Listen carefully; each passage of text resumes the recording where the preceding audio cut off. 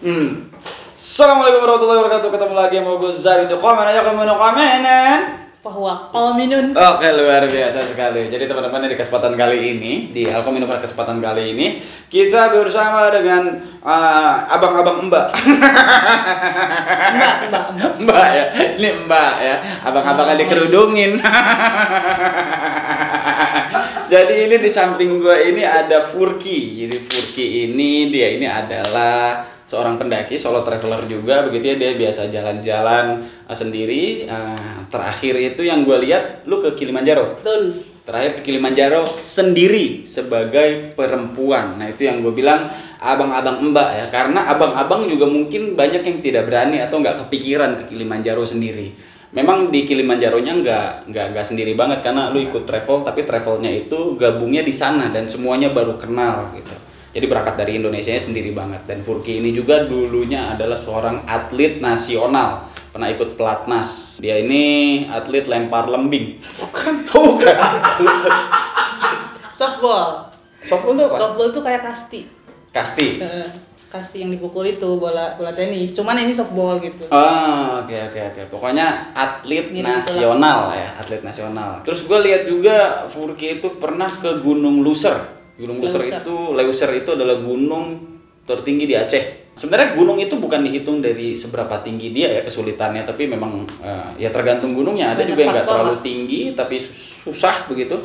Kayak gunung di kalau salah satu dari Seven Summit itu kayak Bukit Raya ya. Bukit Raya itu cuma 2400 sekitar segitu, tapi itu termasuk yang sulit begitu. Terus mahal juga ya, termasuk yang mahal setelah Kartens pastinya. Leuser ini lu berapa hari? 10 hari? 11 hari 10 malam.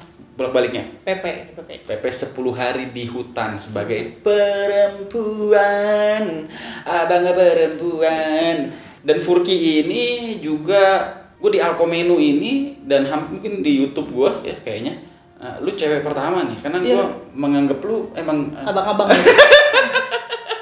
Gue iya abang-abang. Soalnya kenapa gue tertarik sama Furki, banyak sekali perempuan-perempuan nih Fur, cewek-cewek yang nge-DM gue atau di komen gitu, bang gue pengen traveling tapi gue cewek gitu, nggak diizinin sama orang tua karena cewek, terus takut nanti cewek gimana gitu. Pertanyaan gue untuk memulainya adalah, lu sebagai cewek kok bisa jalan-jalan sendiri? Gue nganggapnya bener kata lu sih, maksudnya gue nggak nganggap buat cewek atau buat cowok kayak ya udah manusia biasa gitu. Mungkin pandangan cewek lebih lemah atau lebih berbahaya kalau jalan sendiri itu pandangan dari orang-orang yang udah tertanam dari kecil tuh di sekitar kita, terutama ya di lingkungan kita. Cuman kalau kita mencari informasi atau cari sudut pandang dari luar, maksudnya dari orang lain atau di Google tuh banyak kan, kita cari informasi banyak kok cewek yang bisa traveling sendiri atau keluar, atau mungkin di Indonesia juga itu banyak banget gitu. Jadi kalau kita menambah sudut pandang kita dari sudut pandang orang-orang seperti itu, keberanian kita tuh muncul gitu. Jadi dibanyakin referensi solo traveler lainnya yang juga perempuan. Betul. Kenapa harus sendiri? Kalau harus sendiri, pertama sih lebih fleksibel sih. Kalau kita sendiri itu misal kita nggak pengen ke destinasi A, kayak kemarin ke Kilimanjaro. Terus misalnya gue ngajak orang, tiba-tiba gue nggak mood lagi ke Kilimanjaro, pengen kemana? Gue kan nggak bisa tiba-tiba pindah karena gue harus bawa si orang itu kan. Maksudnya lu bisa nggak pindah juga? Jadi lebih fleksibel aja kalau sendiri gitu. Jadi benar-benar mau gue. Gitu. Karena kan traveling itu kan kita mau refreshing ya, ingin istilahnya memberikan kesenangan buat diri sendiri. Nah, kesenangan itu menurut gue salah satunya adalah kebebasan untuk ya mau kemana, entah itu mungkin pas injury time pengen pindah kemana, itu saat kita bisa milih bebas itu kan kesenangan kita sendiri. Gitu. Kebebasannya gitu. Randomnya gitu. Surprise-nya pindah tempat di last minute. Betul. Gitu ya, di menit-menit terakhir tuh tiba-tiba kita pengen kemana. Kalau ada pertanyaan gini Fur, gue cewek, gue pengen jalan-jalan, gimana ya cara memulainya? Kalau misalnya destinasi itu kita nggak tahu nih, ya googling aja. Atau sebagai cewek? Sebagai cewek. Iya, misalnya ada cewek yang pengen nyobain jalan-jalan, tapi gue cewek, gue takut gitu. Ya sebenarnya sama sih, kalau ingin ke tempat itu kita harus cari informasi tentang tempat itu. Nah kalau misalnya ada ceweknya, tambahin apakah aman untuk cewek, biasanya gitu, misalnya keluar ya, biasanya gitu. Dan kita pilih akomodasi transportasi yang ramah untuk perempuan. Jadi kita lihat dulu misalnya hostel kita atau tempat kita nginep tuh deket di daerah mana, terus berbahaya atau enggak gitu sih biasanya. Aman untuk cewek tuh maksudnya gimana tuh? Dari kriminalitas di sananya sih. Kriminalitas kan buat laki-laki juga bahaya dong, bukan buat cewek doang. Maksudnya apa yang membedakan khususnya mencari aman buat cewek? Apakah itu aman itu memang lebih aman daripada cowok gitu, harus lebih khusus mencarinya lebih aman gitu? Tapi biasanya kan suka ada ininya informasi di sana kejahatannya apa aja. Biasanya lebih banyak kepada kaum wanita gitu, suka ada sih. Misal kejahatan apa yang khusus ke kaum wanita? Culik atau rape gitu mungkin.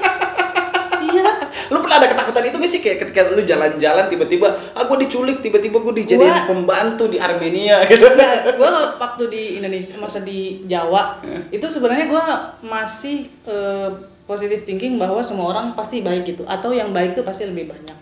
Nah tapi suatu saat tuh ada naik bis malam-malam sekitar jam 1-an itu dari Wonosobo mau ke Surabaya. Jam 1 naik bis elep-elep kecil gitu. Nah tiba-tiba ada orang ngajak ngobrol, ternyata enak gitu, ngobrol biasa aja. Nah tapi pas udah agak lama dia tuh megang tangan, tapi kita kayak udah mau tidur gitu kan maksudnya, tapi dia itu megang tangan tapi dia tidur gitu, cuma kan nggak mungkin ya gaya gravitasi tiba-tiba dia lu asalnya gini kan, terus gua juga tidur terus dia mepet, oh ya udah masih tidur kan, terus tiba-tiba naik ke atas kan nggak mungkin cuy gitu kan. Ya udah terus berarti jahat nih orang gitu kan.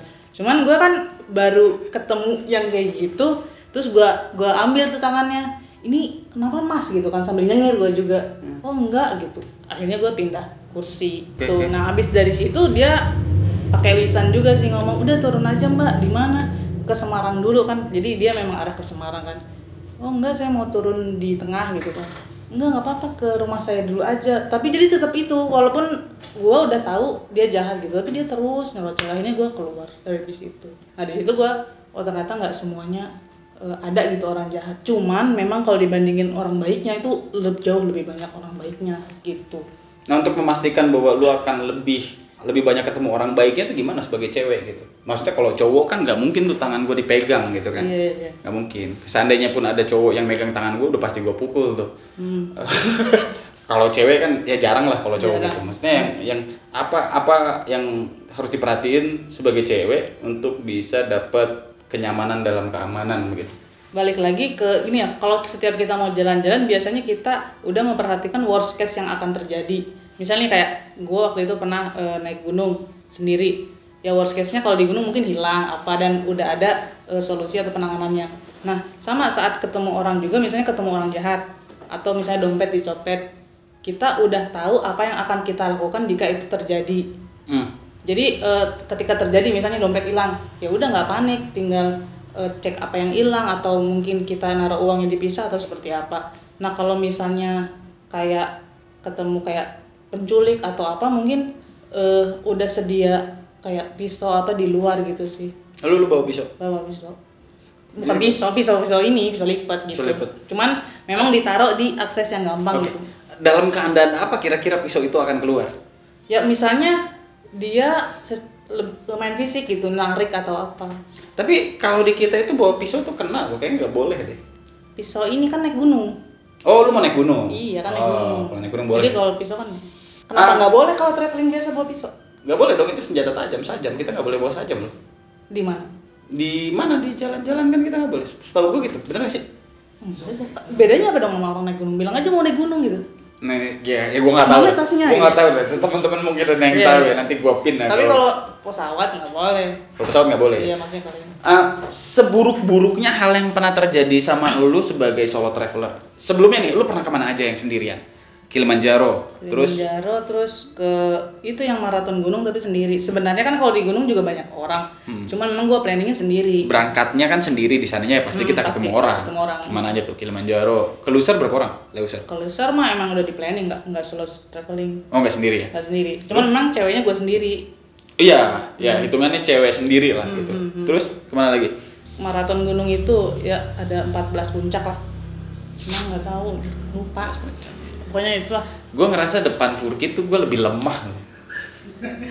Nanti gue kayak abang Ya karena memang mungkin pelatnas ya, dia udah atlet lah gitu. Gue ngerasa kalau Furki tuh lebih kuat dari gue dan bener gue nggak bercanda, gue ngerasa seperti itu. Jadi kayak ya Furki sebagai manusia lah ya, pendaki gitu, dan layak buat gue dijadikan contoh buat teman-teman yang mau, buat teman-teman cewek khususnya yang mau jalan-jalan juga gitu. Apa hal yang paling buruk yang lu alami selama jalan-jalan sebagai perempuan?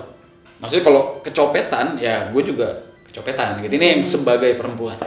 Sebagai perempuan itu sih, maksudnya yang udah sampai fisik gitu, kena itu si yang waktu di bis itu. Cuman ada juga yang lebih takut. Kalau itu kan gue udah ngobrol sama orangnya, jadi nggak terlalu takut walaupun memang ternyata dia jahat.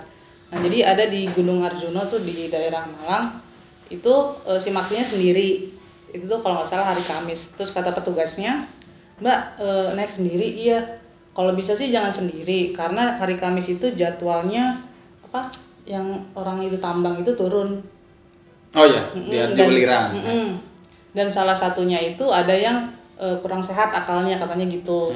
Nah terus lo emang kenapa masalahnya? Jadi dia itu kalau ngelihat cewek suka dipegang pantatnya katanya.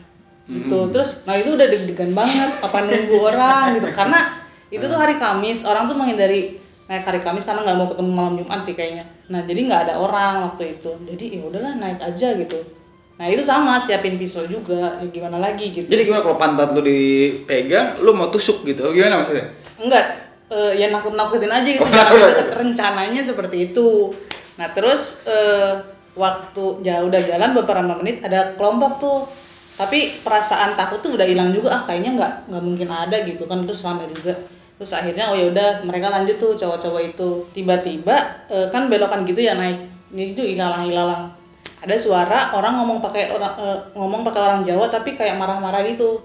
Bawa-bawa nggak tahu golok, nggak tahu celurit, pokoknya kayak tongkat gitu ke atas. Marah-marah, wah ini kayaknya ini nih gitu kan. Ya udah akhirnya gua masuk ke ilalang itu. Ngumpet. Nggak berani mau nakut-nakutin. Nggak berani. Karena dia kayaknya nggak takut juga kan. Iya, udah hilang akalnya tuh. Akalnya. Gitu. Hitungannya kan apa ya? Lu ini kan sangat berani ya sebagai perempuan. Sedangkan mungkin ya gua rasa sepertinya perempuan nyalinya akan jauh di bawah lu. Pasti. Gitu, ya kan? Kalau ada orang yang nyalinya kan, kita memulai itu nyalinya nggak akan langsung segede lu kan, tiba-tiba bawa pisau kan nggak mungkin dong. Ya kan, tiba-tiba ke Kilimanjaro yang ada meninggal. Ngerti. Nah, untuk memulai itu gitu, nah, gimana? Kan ketakutan kita terhadap sesuatu itu diawali dengan ketidaktahuan kita akan hal tersebut. Bukan halnya traveling aja, misalnya lu diving nih, gua kan nggak ngerti tentang diving, tiba-tiba lu suruh lu langsung diving ke dalam kan nggak mungkin, pasti takut. Nah salah satu cara biar mengurangi ketakutan itu ya kita cari informasi sebanyak mungkin tentang hal tersebut gitu, mau masalah destinasinya atau mungkin orang sekitarnya seperti apa, dan mungkin cerita-cerita orang di situ apa aja sih yang pernah terjadi di situ, jadi kita lebih aware gitu. Perbanyak referensi. Betul. Jangan males. Benar. Oh, berarti lu mau ngomong bahwa orang yang takut adalah orang yang goblok. Orang yang takut adalah bukan goblok, tidak tahu. Sama sih kayak apa ya? Kayak gua kan free diving ya, gua diving, scuba juga. Free dive, cuman lebih banyak kan free diving. Emang awal-awal tuh takut tuh di deep blue tuh, yang biru banget gitu kan. Takut banget, karena gua takut ketika turun ke bawah tuh tiba-tiba ada iya banget. Ya itu yang paling pertama ditakutin orang awam lah. Ya, yang nggak tahu gitu iya, kan. Yang nggak tahu. Akhirnya kan gue belajar lah secara teori bahwa hiu itu nggak makan manusia gitu. Terus yang bahaya tuh ini, yang nggak bahaya tuh yang harus kita selalu tuh gini ya. Akhirnya apalagi pas lu tahu persentasi kecelakaannya kecil kalau dengan persiapan yang matang gitu. Kalau bisa seperti ini maka amannya di sini, kalau bisa seperti ini aman sampai gini, latihannya ini nanti aman di sini. Betul. Jadi titik amannya sampai mana aja. Jadi ya semakin tahu semakin merasa aman dan karena kita tahu di mana titik aman dan titik bahayanya. Betul. Gitu. Yang bikin takut itu kan ketika kita nggak tahu sama sekali itu. Tapi langsung terjun istilahnya gitu kan. Mungkin itu juga yang bikin setan menakutkan ya. Karena kita nggak tahu dia itu ada apa enggak. Ada referensi, kalau ada referensi mungkin kita lebih aman. Iya. Kan paling katanya-katanya kan. Katanya iya. Apalagi katanya pasti kan ke arah yang justru makin menakutkan gitu. Kalau setan pernah lihat? Setan Ada pengalaman mistis yang ngelihat gitu enggak? secara visual iya. Pernah. Secara visual pernah, tapi itu kayak ngelihat 2 kali. Dan itu kalau gua rangkum ya itu gua pas selalu jalan setelah 12 jam nonstop. Capek. Jadi capek. Ya maksudnya kalau dari sisi logikanya sih seperti itu kayaknya. Dia berhalusinasi. Iya, berhalusinasi. Menurut lo begitu? Halusinasi atau emang benar lo ngelihat menurut lo? Ya gue sih cuma bisa bilang secara visual gue ngelihat. Tapi menurut lo eksistensinya itu ada apa enggak? Susah banget jawabnya. Menurut lo aja. Menurut gue ada, tapi bukan seperti yang orang-orang bilang. Artinya kayak hal tersebut tuh ada karena bentuknya seperti ini. Tapi menurut gue tuh ada karena memang ada energinya, cuman otak kita yang sekarang belum bisa melogikakan gitu. Emang yang lu lihat kayak gimana? Energi itu gimana? Energi. Dia jadi si setan ini berupa energi. Kalau yang gue lihat itu sesuai yang gue diceritain dari kecil. Itu kan visualisasi itu kan kayak alam bawah sadar yang mengeluarkan istilahnya karakter tersebut gitu. Gitu. Terproyeksikan gitu. Karena kan gue nggak mungkin lihat hantu Dracula karena gue dari kecilnya taunya. Kalau ada Dracula biasanya kita minta selfie, Bang. Ada bule. Karena gue dari kecilnya taunya hantu kayak gitu. Mungkin kan ada juga perempuan yang takut pandangan sosial gitu. Lu jalan sendiri keluar, terus apalagi traveling kan bisa sampai malam gitu kan. Lu nongkrong sama orang-orang baru atau bahkan lu adalah satu cewek dari sekian banyak laki-laki gitu kan. Pandangan orang-orang sekitar lu gimana? Ih, dasar Furki. Jalan sama cowok-cowok gitu.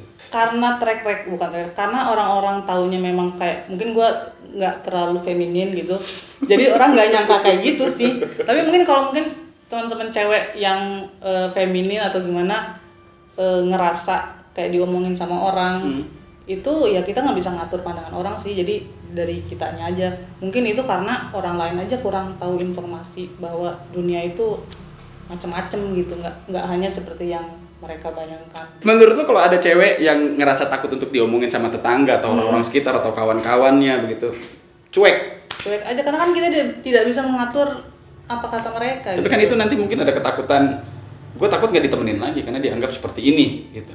Gue takut nanti di lingkungan gue dijauhin sama teman-teman gue karena dianggap gue ini tidak seperti mereka, gimana? Nah itu yang bisa kita atur sendiri. Maksudnya? Ya kita harus yakinkan bahwa yang kita tahu itu benar. Maksudnya kita harus mengubah mindset kita sendiri bahwa kita nggak boleh ngikutin pikiran mereka yang anggap seperti itu. Oke. Kalau si ceweknya punya pacar nih. Oke. Terus banyak banget soalnya. Terus kalau soalnya banyak kan masalah cewek traveling ini banyak. Oke. Kalau cowok kan kita jauh lebih bebas lah ya. Maksudnya. Nah kalau si cewek ini punya pacar, terus ya jalan kan ya namanya traveler kan banyak kan cowok. Jadi lu dikelilingi banyak cowok, si cowoknya kamu jalan sama laki-laki lain. Lu pernah nggak ada kasus kayak gitu? Gua sih nggak pernah. Nggak pernah pacaran? Nggak pernah. Lu nggak pernah pacaran? Nanti aja nggak bisa dijawab. Nggak bisa kalau gue yang ditanya. Jadi menurut lu kalau kasusnya kayak gitu gimana? Kalau kasusnya kayak gimana? Maksudnya takut sama pasarnya gitu? Ya dilarang sama pacar-pacarnya gitu. Atau mungkin kayak dilarang orang tuanya juga. Atau bahkan dilarang orang tuanya, ya biasanya sih dilarang orang tua. Ya kalau yang ngikutin. Ada orang-orang yang melarang gitu. Ya kalau orang tua sih kita tetap harus ngikutin orang tua. Paling ya kita kasih informasi ke orang tua bahwa traveling itu nggak berbahaya. Itu memang jangka panjang. Pandangan orang tua lu terhadap lu traveling sendiri ke Kilimanjaro atau bahkan ke tempat-tempat lain gitu? Itu gue dapet privilege dari kakak gue sih. Jadi kakak gue juga traveler, cewek juga. Dan dia kemana-mana tuh aman-aman aja. Maksudnya yang nyampe ke kuping orang tua kita itu berita bagusnya aja. Entah itu memang bagus terus atau kakak gue bisa memfilter. Jadi yang jelek-jelek gak dikasih tahu. Mana informasi yang harus disampaikan. Gitu. Kalau ada pertanyaan, gimana cara ngeyakinin orang tua saya gitu sebagai perempuan? Itu tergantung dari orang tuanya sih. Mungkin ada yang demokratis atau terserah gitu mau anaknya mau kemana, yang penting aman dan tahu yang baik dan buruk. Tapi mungkin ada juga yang enggak, berbahaya di sana. Nah kita mungkin teman-teman bisa jangka panjang aja sih ngasih tahu bahwa informasi-informasi yang jelek yang orang tua dia dapatkan itu diimbangin dengan yang bagus-bagus gitu. Berarti itu apa ya? Meyakinkan panjang orang sih. tua itu bukan hal yang bisa dilakukan dalam jangka waktu 1 bulan. Betul. Itu butuh waktu berbulan-bulan menunjukkan fakta-fakta bahwa traveling itu amannya seperti apa, data-data seperti apa, kita tahu resikonya seperti apa, kita bisa memanage apa manajemen resikonya tahu, manajemen perjalanannya tahu. Jadi itu butuh waktu yang panjang. Jangankan perempuan, gue laki-laki juga awalnya untuk meyakinkan naik gunung dulu kan nggak seramai sekarang ya. Dulu kan lebih sepi lagi. Gue naik gunung dari tahun 2009 dulu tuh. Udah rame sih, tapi ya nggak seramai sekarang. Belum ada Google Map gitu kan. Lebih susah dulu ya. Berita yang kedengar sama ibu ya yang meninggal. Yang jelek-jeleknya aja kan. Nah itu yang gue bangun kepercayaan itu sedikit demi sedikit, gue yang laki-laki apalagi yang perempuan gitu. Itu butuh waktu bukan proses. Yang bisa dilakukan sebulan 2 bulan, karena wajar lah orang tua khawatir ya. Justru yang nggak wajar itu adalah ketika lu cabut ke gunung, belum pernah naik gunung, ibu lu bilang iya sok, nah itu ibu lu bosen punya lu. Beban keluarga udah sana meninggal. Terakhir nih Fur, cewek mau coba jalan-jalan, nggak punya temen, dia pengen nyoba jalan-jalan sendiri. Anggaplah domisili Jakarta atau ya Jabodetabek lah gitu. Anggaplah domisilinya kayak gitu. Saran lu jalan-jalan kemana dan bagaimana caranya, kapan jalan-jalannya untuk memulai ini ya? First stepnya mungkin bisa kalau misalnya kita ngitung radius yang dia pernah lakukan jalan-jalan bersama teman-temannya gitu. Jadi dia sudah tahu area itu atau destinasi itu, tapi dia coba dulu jalan sendiri. Ada bedanya nggak sih rasanya gitu? Kalau dia udah tahu ada bedanya, kayak gini, mungkin bisa coba explore ke tempat lain. Jadi tempat yang lu biasa jalan-jalan sama temen lu berangkat sendiri coba dulu, rasanya kayak gimana, beda nggak, terus takut nggak atau gimana gitu. Kalau suka radiusnya dijauhin lagi, yang tadinya ke Curug Leuwihejo jadi ke Bandung, Ciwidey gitu ya. Bisa. Itu kalau yang udah biasa jalan-jalan berarti. Kalau cewek yang belum biasa jalan-jalan, pengen jalan-jalan, cara lu gimana? Pergi aja ke satu tempat yang lu mau. Sendiri. Dan itu biasanya dari keyakinan kayak yakin nggak ya gue bisa sejauh ini dari rumah tapi sendiri gitu. Jadi balik lagi ke diri dia. Misalnya dia benar-benar nggak tahu, ke Bandung juga belum pernah misal, atau ke Bogor juga belum pernah kalau yang dari Jakarta. Udah yang deket-deket aja, misalnya di Jakarta ya ke Kotu. Pokoknya yang penting jalan keluar sendiri. Jadi yang itu kan bukan masalah destinasinya kemana, tapi rasa yang keluar saat kita jalan sendiri itu seperti apa. Jadi gitu teman-teman, kalau gue pribadi kenapa gue jalan sendiri, karena buat gue kalau jalannya harus nunggu temen, ujung-ujungnya gue nggak jalan-jalan. Kalaupun jalan paling setahun cuma bisa 2 kali. Jadi gue memilih untuk jalan-jalan sendiri dan gue bisa menikmati itu karena di tempat destinasi gue udah terbiasa jalan-jalan sendiri. Jadi di tempat yang gue singgahi nanti gue bisa mencari kawan di situ. Dan gue senang jalan-jalan sendiri karena ketika gue jalan-jalan sendiri gue terpaksa untuk berbicara dengan orang lain. Karena kalau gue berangkatnya sama temen gue bisa ngobrol sama temen gue sehingga gue abai sama sekeliling gue. Kalau sendiri kan kita terpaksa sebagai makhluk sosial, kita harus ngobrol. Nah dari ngobrol itu gue dapat pengalaman orang-orang banyak gitu. Ya dari pengalaman yang penting sampai yang sama sekali nggak penting, bapak-bapak omong kosong. Lu pernah ketemu bapak-bapak omong kosong? Pernah kan? Yang saya punya ini, tapi naik pel nih. Nanti siapa tahu iya beneran. Ya bisa siapa tahu. Iya, siapa tahu. Ya mungkin gue terlalu suuzon atau lu yang terlalu positif. Saran dari Furki tadi gue sepakat banget ya, gue nggak kepikiran. Kalau misalnya mau jalan-jalan dan lu nggak pernah jalan-jalan sama sekali, khususnya buat cewek-cewek, ya mungkin bisa dimulai dari lu mencoba untuk jalan sendiri ke tempat yang dekat banget dari rumah lu. Mungkin misalnya kalau lu ada di Jakarta, lu main ke Kota Tua atau sekedar ngopi-ngopi di Muara Angke, ya menikmati hiruk pikuk baunya ikan gitu. Kan bisa tuh. Lu mencoba untuk melihat itu. Nanti dirasakan lu suka apa enggak. Kalau enggak suka ya jangan dilanjutin dong. Kalau suka nanti radiusnya diperpanjang lagi. Betul. Terus lebih banyak komunikasi dengan orang tua. Betul ya, Bu ya? Luar biasa sekali. Ini dia Alkomindo pada kesempatan kali ini bersama Furki. Assalamualaikum warahmatullahi wabarakatuh.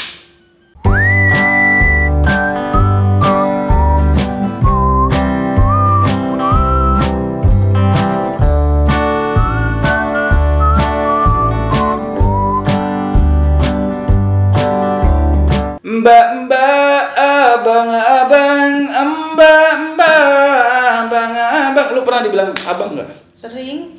Mas, ya mari mas. Mari. Jadi gua itu kalau lagi naik gunung kan capek, haheho gitu kan.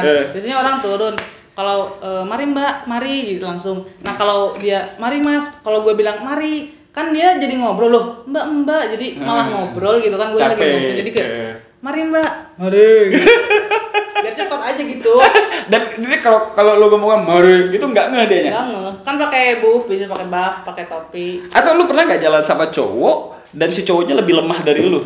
Pernah. Sering apa pernah aja? Ya 20% pernah lah. 20%, berarti banyak laki-laki yang lebih lemah dari lu? Lemah naik gunungnya gitu. Naik stamina? Iya, pernah. Pernah? Lu ngerasa lu yang terlalu kuat atau mereka yang terlalu lemah? Enggak, kan mereka kayak baru naik gunung, kayak wajar aja gitu. Masih positif ya?